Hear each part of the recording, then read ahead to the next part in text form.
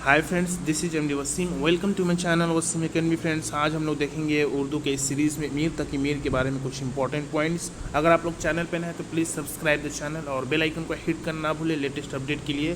तो मीर तकी मीर, इनका जो असल नाम है मीर तकी, तखल्लुस से मीर करते थे और इनकी साल वलादत 1722 या 1723, लेकिन ज़्यादा जो माना जाता है 1722 ईस्वी में। और इनका जो पैदाइश का मकाम है आगरा, साल वफ़ात 1810 और मकाम वफ़ात लखनऊ। इनके उस्ताद का नाम खान आरजू, मीर जाफ़र और सआदत अली ख़ान। वालिद का नाम भी मीर तकी था, जो 10 बरस की उम्र में, तकरीबन 9 या 10 साल की उम्र में वालिद के इंतकाल के बाद ये अपने सौतेले भाइयों की जायदाद पर कब्ज़ा कर लिया।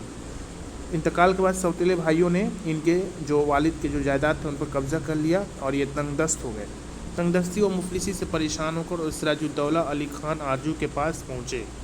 ओके, इसके बाद से इन सख्त कलामी की वजह से मीर ने यहाँ 11 दिनों तक क़याम ना किया। वहाँ पर भी उनको सताया गया, सख्त कलामी किया गया, लेकिन वहाँ पे वो स्टे नहीं किए बहुत दिनों तक।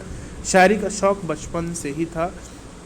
मीर ने मीर जाफ़र और सआदत अली ख़ान से बाकायदा तालीम हासिल की। ओके, दिल्ली के हालात ख़राब होने से लखनऊ चले गए और आसिफ़ुल दौला के यहाँ रहे।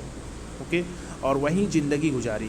बाज़ लोग इनको खुदाए सुख्न मानते हैं। इन्होंने ग़ज़लें, नज़में, रुबाइया, मरसिए, मीरात, क़सीदा, मुख़म्मसात, इश्क़िया, क़ताआत और मसनवियाँ वगैरह लिखी।